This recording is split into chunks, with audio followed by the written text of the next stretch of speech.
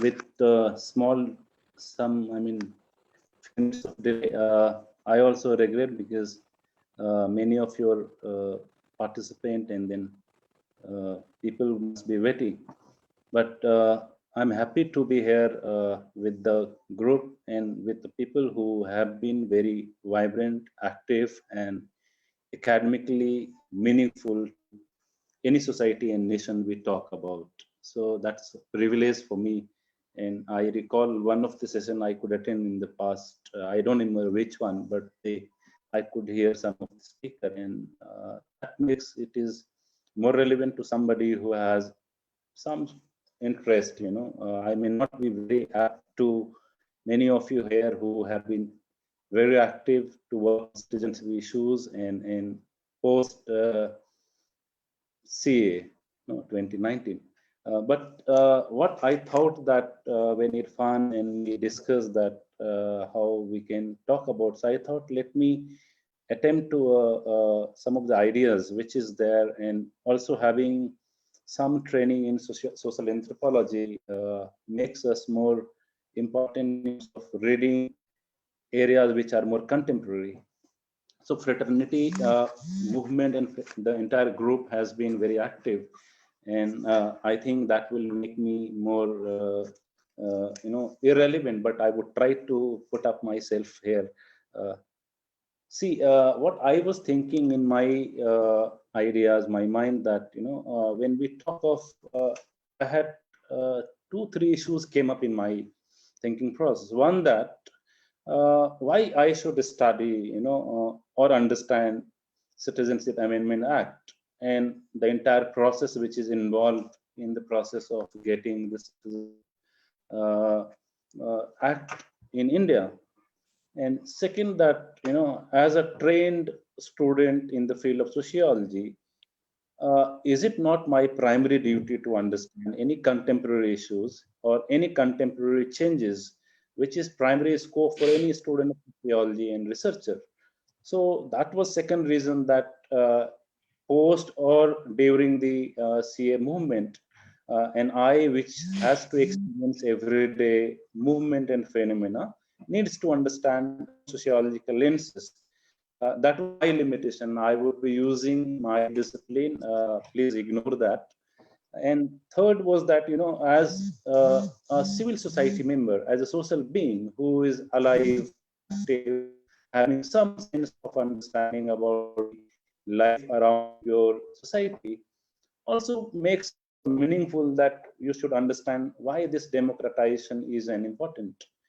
Why somebody is, or a large number of people would ask for some rights, ask for some processes, which is undermining, which is neglecting a large number of group. And this process or undermining was not about only one religious group, but the ethos and the spirit which came up through various writings, nationally and internationally, was about the space, space of the basis of constitution, space on the basis of choice somebody has already chosen in the past. So and the last, which it sounds, the poster of this program, that INKAAR, this is very important, and I like this idea that why you write about INKAAR, which we, if I can understand in the context of rejections. Rejection has been a major difficulty in any society, or any society which has more loaded patriarchal notions or caste-based society, where rejection is never being normal. You cannot reject something, and rejection is basically one thing. So people are not happy to accept any rejections. So you can't reject, or it is something which you need to accept it. So in the sense of INKAAR, you need to be more having acceptance. So around these questions, one has to understand the existence and some nuances of minorities in India in the context of socio-political surroundings. Now, we have a lot of the first problem with understanding if we go back to the citizenship, The problem is not the citizenship and who should be given citizenship. Problem is the understanding of citizenship. The acceptance is one, but then people who understand citizenship is not homogeneous in terms of their perception, in terms of their rational perception. It is something very different. So when a group of people who incidentally belong to a religious group like Muslims in India assert about their rights, about their space, about their being minority, that being minority becomes to be a trouble to a who does not believe into a sense of equal rights to others. There has been another problem in social sciences I would refer, that there has been consistent negligence and also dearth of data, dearth of empirical data, research data on minorities in India. So in the absence of data and research, what one would understand is basically the negligence is an outcome. The consequences we have in the absence of research data is basically negligence, based on ignorance, based on something which is misconceived by others. So having said that, what are the problems? Problem is, to me, the one important problem in Indian constitutional perspective, if we try to understand, is assertion of constitutional rights is also perceived to be a problem. So if an individual, a group, or a larger community assert about the constitutional rights which is there, it is perceived as a problem. Why it has to be perceived, why this should be a threat, why this should be seen as a trouble, is a political trouble. It is not basically constitutional, legal, or rational trouble. It's based on a threat perceived by the ideas and ideologies which does not believe on bringing democratization process in the society. And when we look at the entire debate on Citizenship Amendment Act, claiming citizenship as fundamental right is again seen as a threat. So somebody who is born, somebody, a large diverse group in the country in post-independent India, if you see, they lived a natural life, lived a life which gave them certain given rational constitutional rights, which was naturalized. So you are not bothered about who I am, where I live, what is my belief, what kind of food I would have, or whether I am a religious group, I am a linguistic group, I am a cultural group, I am a tribal group, or I am a most backward community of the country. This was not the matter. The matter was basically everybody had a certain sense of rights which was perceived in the community life. So people were never bothered about it, whether different forms of rights are there or not was not debated. So in very recent contemporary period, when you are talking about anti-CAA movement, why there is a huge, long, deeply engaging or meaningful debate emerging out of the communities who were much more sleeping, much more in silence, much more in a life which never threatened their existence.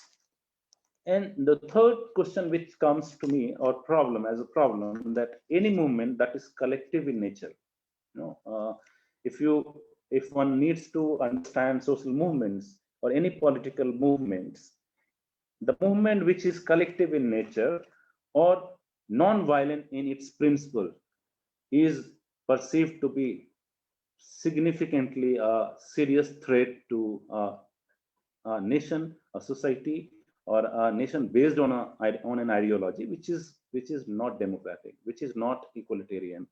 So the entire process of movement, and this is not true only for in what I understand is, am I audible?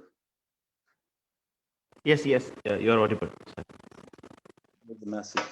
So the problem is not about and the questions which is emerging globally is not only because this anti-CAA movement or people came out asserting their rights on the basis of citizenship. It has been there in the society and globally. This is not new to us. Perhaps this was a new phenomena to Muslims, to Dalits, to the most backward communities in the country who never felt that your rights are not basically given, but you have to ask for that. So either one locates from the perspective of research, from the perspective of in terms of having empirical data, or data which is used in any movement. What is important here, that whether this is a problem or not. For some, or for a large number of people, this emerges out globally as a trouble. But for those who never felt that these are problems, they thought that this is a normal behavior to participate in the process, in the movement which gives you a right. So why minorities become a center of debate? This is, I would take an example of India. I would not go to comparing some other societies, but what has happened in social sciences debate, and that is also one reason that a large number of debate which emerge in movements, any kind of movement, because people have not understood minorities in India. The only understanding we have, or I could have, is that when we refer minority, it is about Muslims. So, and it still exists. Any researcher who wants to do and wants to talk about minority, that ultimately this symbolizes that it is, or somebody is talking about Muslims.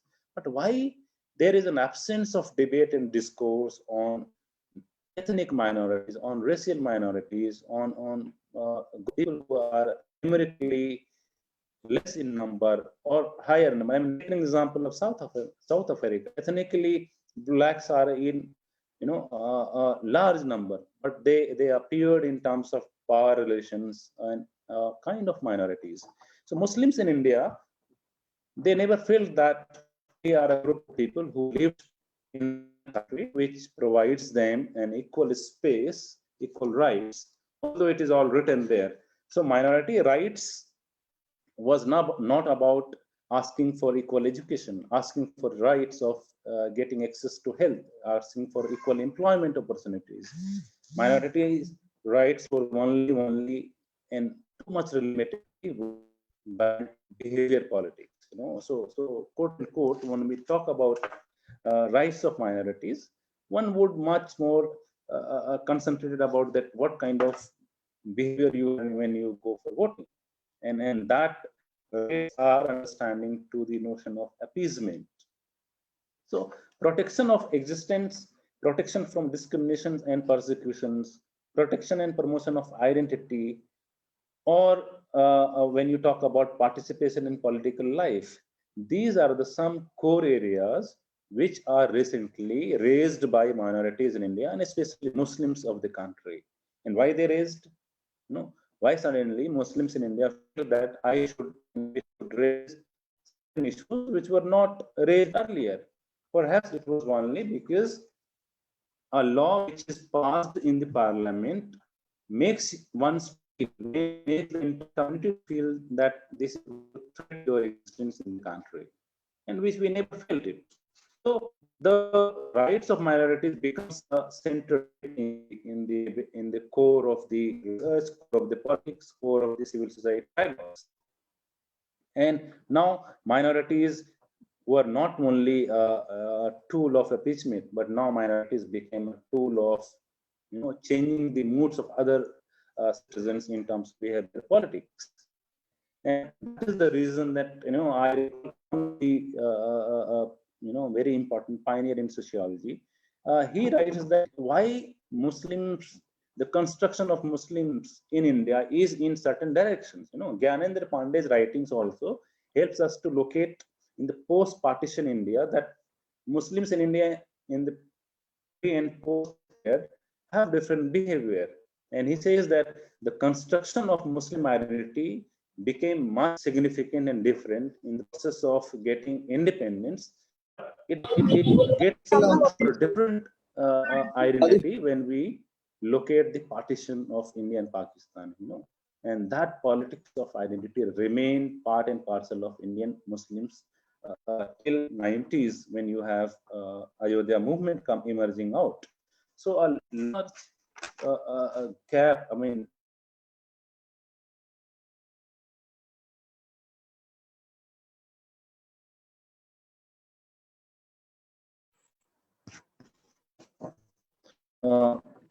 so that makes it is important that, when we talk about citizenship and minorities, one has to understand minority about Muslim as homogeneous group, but you have to also locate Muslim who have racial differentiation, who have ethnic diversity, who have different links, and we need to also locate the gender frame in terms of understanding minorities. And that was the reason that till movement that emerged out of Citizenship Amendment Act, participation of women emerged as one of the area which no one attempted to study. Women as one, and then women among Muslims were never seen as an important subject or subject domain for the larger group of people globally and in India to be studied. And this movement gave birth to an area which is very significant to me. And that is the reason. I would also talk about politics of fear. Muslims in the post-independent India, when we talk of citizenship debates in post-independent India are very important when we need to understand why Muslims in India are perceiving themselves secluded, segregated, and marginalized, and not the other. Because the question of identity is very important. And taken an example of when COVID-19 started in March and April, in the beginning of 2020, Tablighi Jamaat became one tool to again subjugate Muslims, to again create an identity of Muslims as a threat. So it was not the Tablighi Jamaat, but how to recreate, reimagine the identity of being Muslims and as a threat. So the threat and politics of fear is an important new tool in the world of global society, where you have much more space to divide the society. So the rights and rationalization of rights is something very least important, and no one understand, no one went to the data, no one could bring, and I'm generalizing the entire media in terms of why media portrayed it. What I'm trying to point out that it is very easy to generalize a community which is already living into seclusion, who are already living in segregations, and who have already experienced sufferings for decades, on the basis of violence, communal violence, and then the kind of identity they lived in the post-partition India. These were which the new generation in India were coming out, and suddenly the COVID-19 Anti-CAA movement and then current participation of people in different movements are very important to locate that. And that is the reason that somebody who tries to understand why you say that, I would not accept, I would not budge upon, I would not accept a dictate which is not constitutional. So constitutionalism becomes more important to somebody who has not seen, experienced, or lived a life in the post-partition period.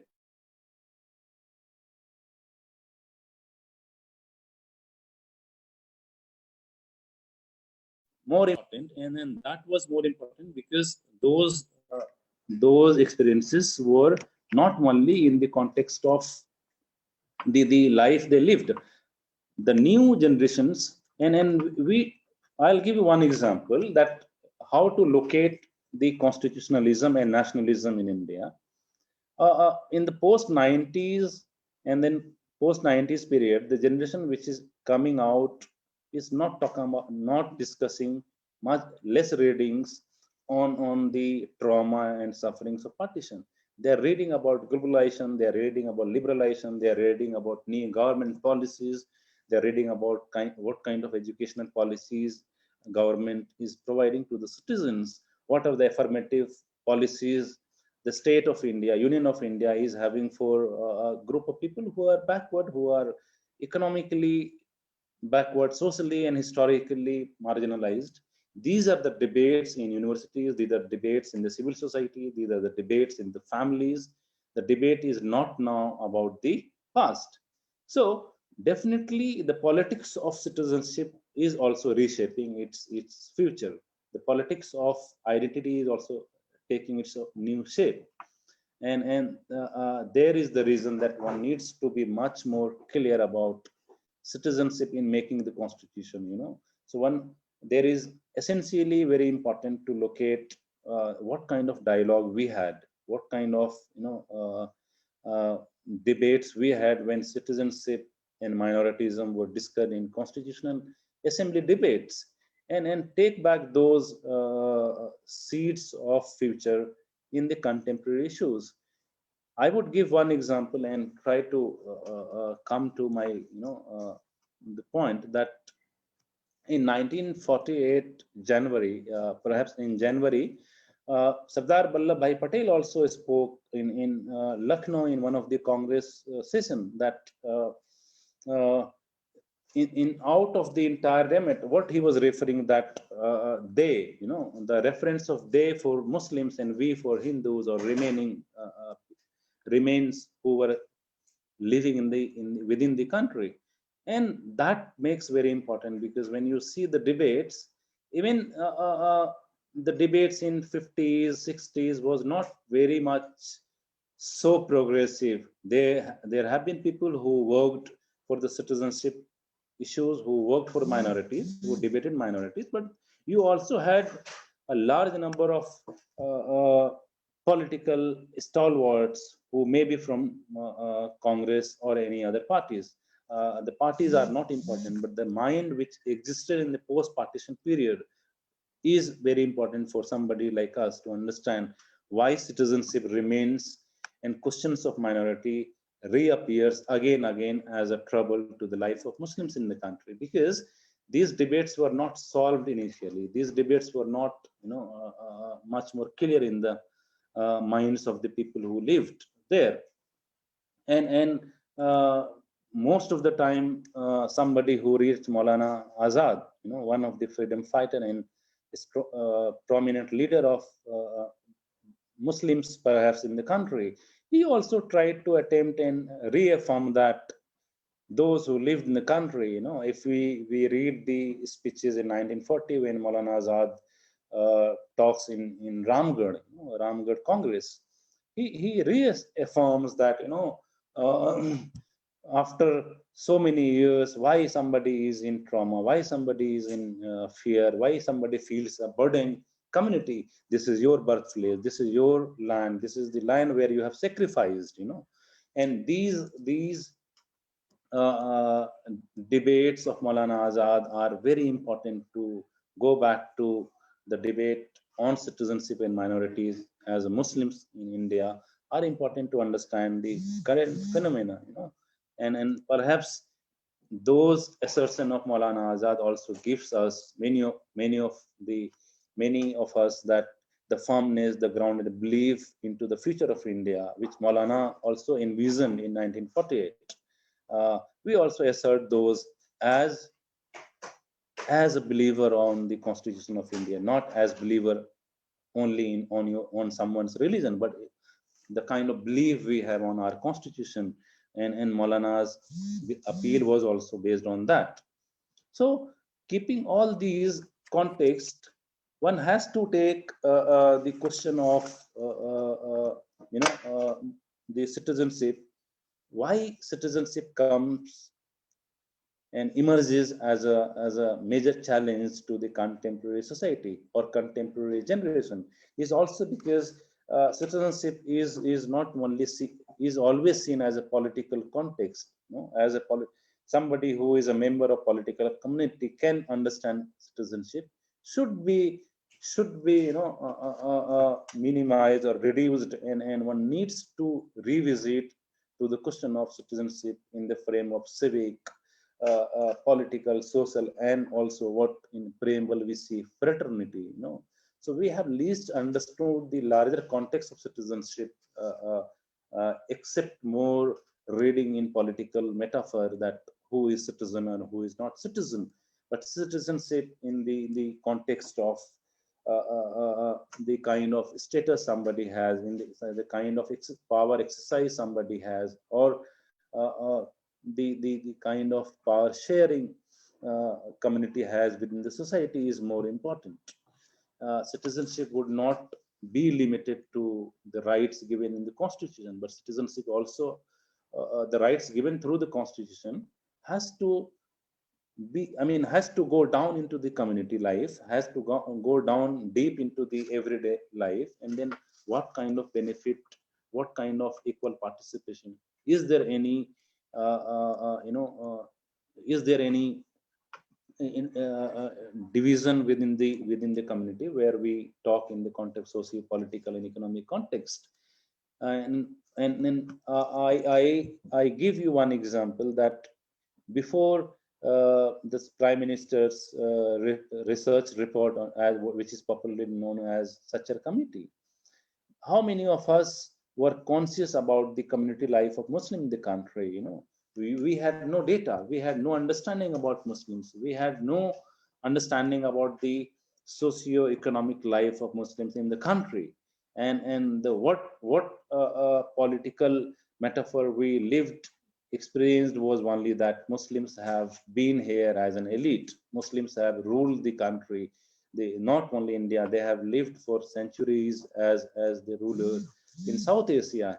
And these were few metaphor which made them not to think about it until unless the data emerges out of research, and empirical data gives that crude reality that Muslims are one of the most socially and economically backward community in the country, a community which is highly marginalized, which has lived every year, every month, or every moment in fear and threat because of the violences, or internal violence on the basis of, what we generally refer as communal violence.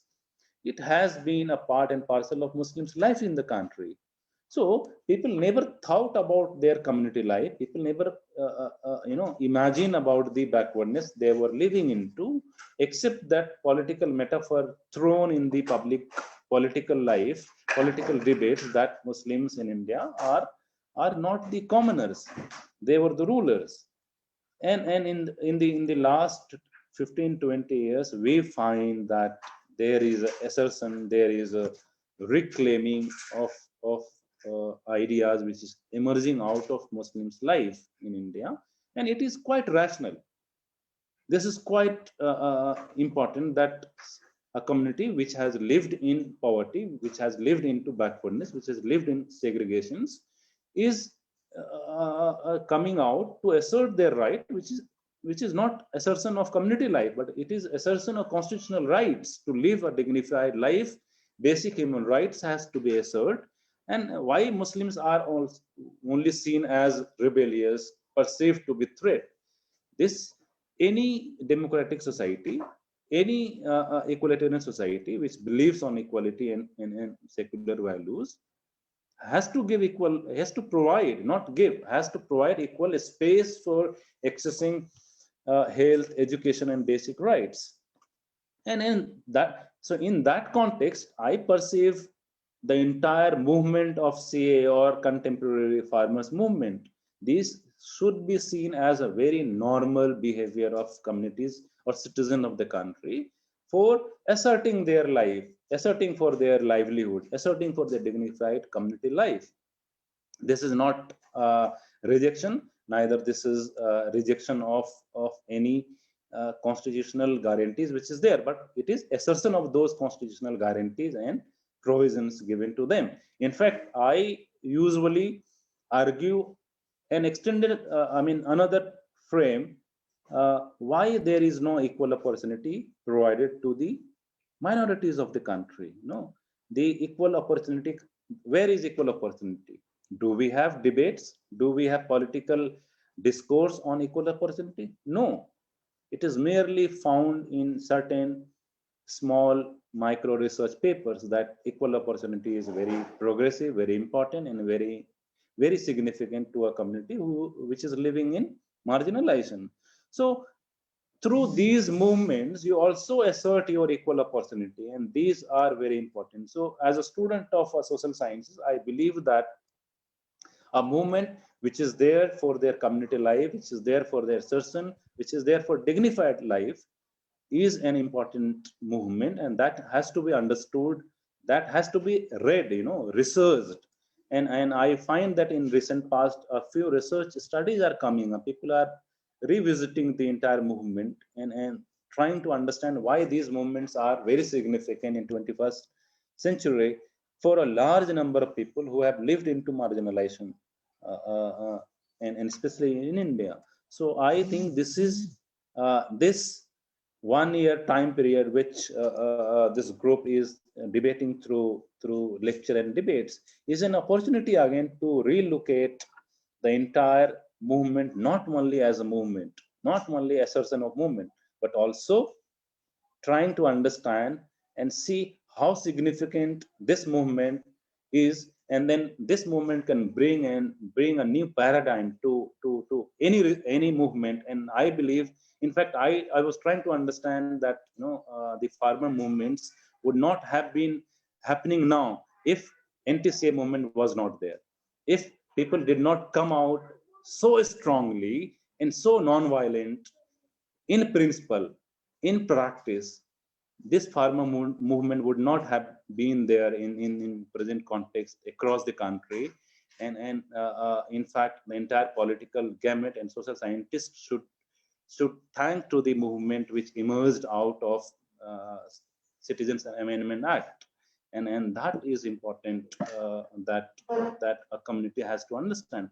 So I would say in the last sentence that when we talk about minorities, talking about minorities are not important, but what kind of paradigm any movement creates and gives a space for new research, new discussion and discourse is more important.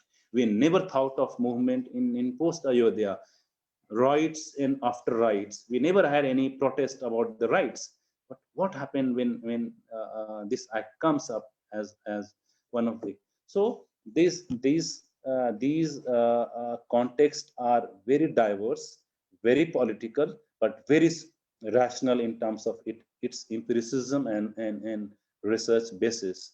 And I would take, my takeaway is that I need to re-study, I need to relocate why this silence within the community emerged a year back, became a threat to a society which is already democratic, which is already constitutionally governed. So that is the question we need to understand, and that needs a lot of debates, discussion, and it's a kind of open space to debate into that. So I think I have taken a lot of time. Sorry, Irfan, you did not ask me to stop, so I went ahead. Thank you so much. We are completely fine with the time. We have been listening, and that was a wonderful speech and very insightful also. Thank you, Professor Khaja Mohd Ziyauddin. So I'd like to take this opportunity to open the floor towards questions and queries and things like that. If anyone want to go first, otherwise I have a few. Yeah, please.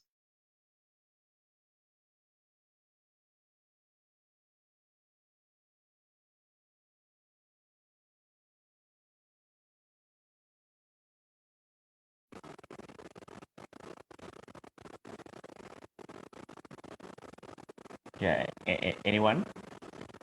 Okay, I'll go with the first one.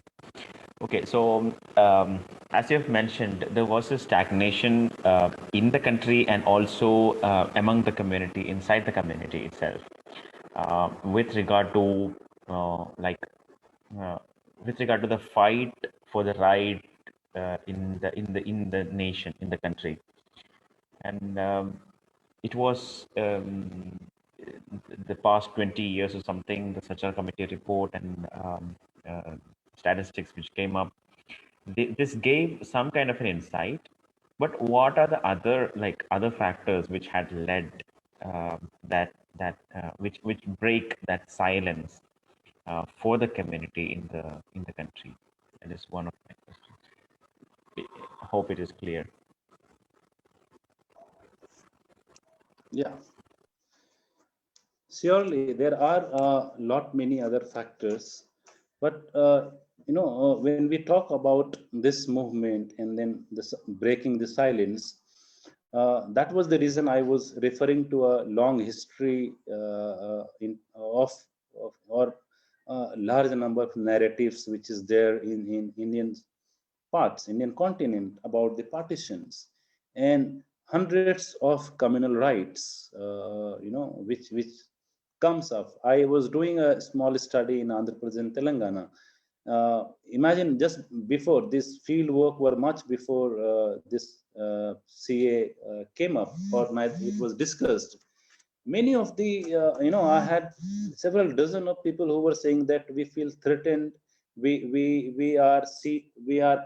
mean, the kind of stereotyping which takes place when we go to hospital, when we go to certain public institutions, because somebody who is generalizing the image of Muslims in India is also labeled of somebody living in down in the Andhra Pradesh, that Muslims are like this, Muslims are like this. So one is that the burden of stigmatization, the burden of violence in terms of the sufferings people had in the country. So these stories were alive all across the country in different forms, different languages, different text. Second, that the young generation who were getting modern educations, who were getting university education, who were getting rationalist knowledge about the life, about dignity, human rights. These are the few things which is very important to create, a mind in the society. Now, the that was the reason I said that the burden of partition people started forgetting, and then our generations do not know about partitions, but we know about this is my country, this is my constitution, and these are the rights which I should get it. And when a political environment is created, when political surrounding is created that threatens those rights, that threatens, you have not felt it threatened.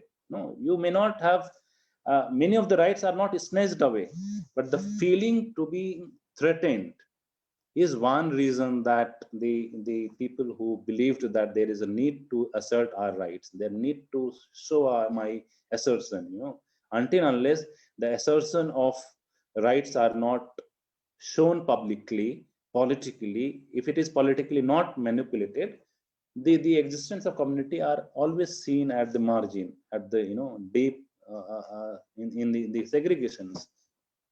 And the third reason, which if any common mind can see, the consistent backwardness of Muslims in India. You already have been living in backwardness for decades, on poverty. If you travel across the country in major towns of India, the life of Muslims in urban centers are almost similar, of similar fate, similar marginalizations and segregations. These are the issues, these are the points which is there already in the life of communities, Muslims life in the country. And the last point which comes to my mind is the association of youth, Muslim youth in the universities in terms of political awareness, political participation. So you could, I mean, our parent could never imagine that a Muslim youth is intellectually, academically, an active political member in a university. But now we see thousands of them in the universities across the country. So they are coming up with the ideas. They are trying to bring up the issues of community, and they are the people who are giving hope to the community.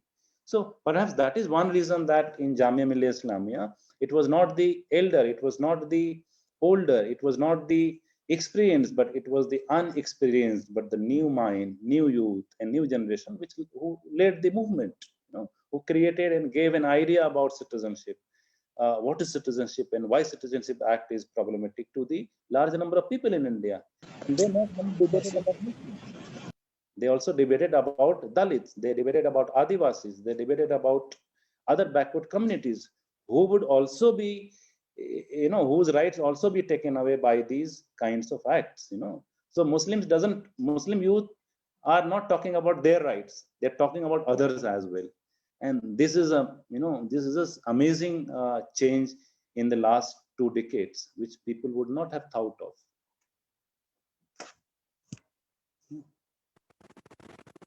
Sure. Thank you, Sir Khaja. So we are waiting for the other questions also. So please unmute yourself and raise the questions.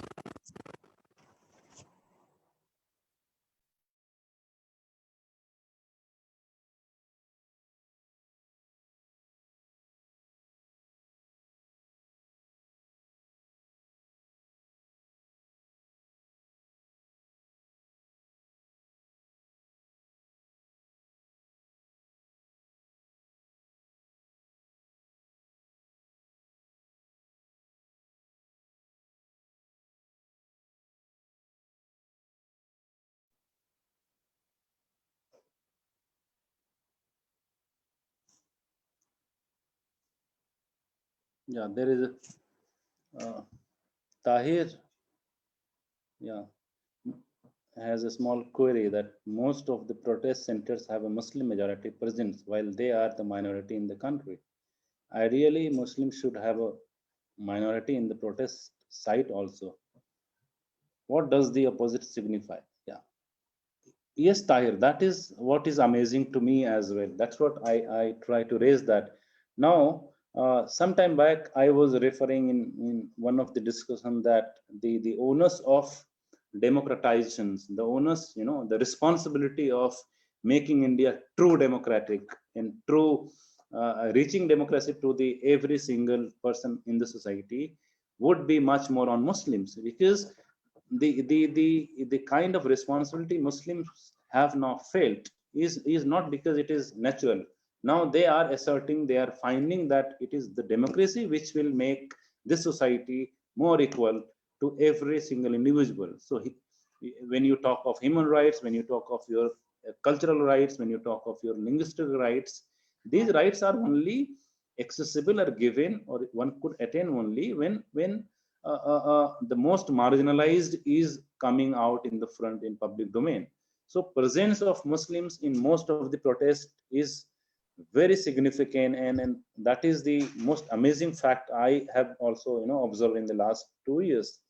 And that is the reason, because those who already have historic, I mean, for example, those who have already having access to power resources, access to cultural rights, access to their political rights for decades, why should they be worried about?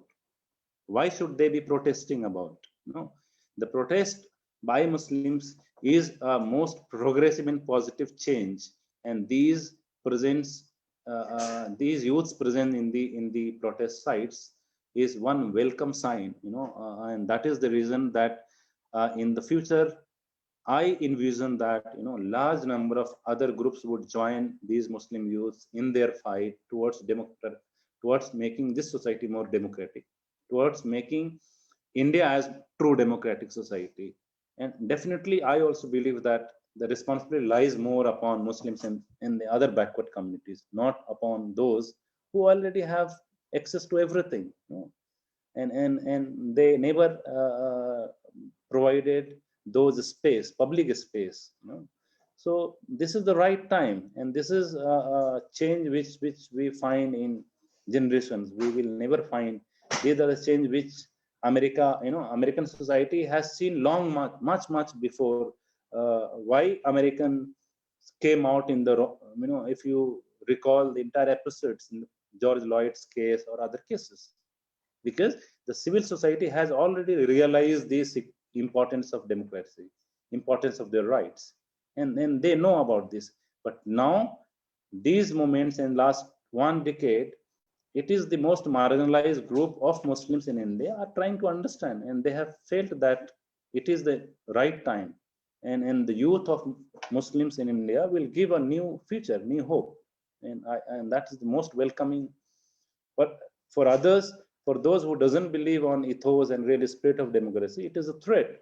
But this is most welcoming change coming out of the life of Muslims, that they are participating a large number, and that I hope that that should continue. I hope I am making some sense. Yes, sure.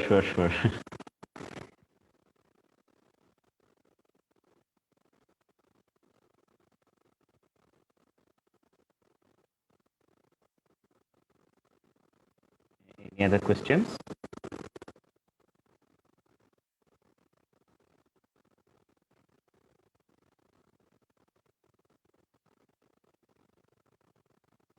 I think that would be it. And if there is any further questions, please let me know. I will direct the questions to Professor Ziyauddin, and we can have like more clear answers also after the program also. Yeah. So yeah, Professor Ziyauddin, it was a wonderful talk, and I'm very, very thankful to you and grateful to you that you agreed upon this session, and you almost extended the talk from the ideas of independence and the partition, and towards the recent anti-CAA protest, and that's a very long historical and sociological perspective, which is a necessary framework to understand the anti-CAA protest of 2019 since then. And, it was very insightful, and I would like to apologize again that we have very little participants because of the nuisances created, which was created in the last program and all.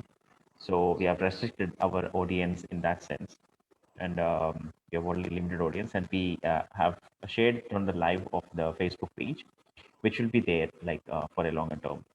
So might be there is a possibility that people ask questions there, and if anything comes there, I will just inform you.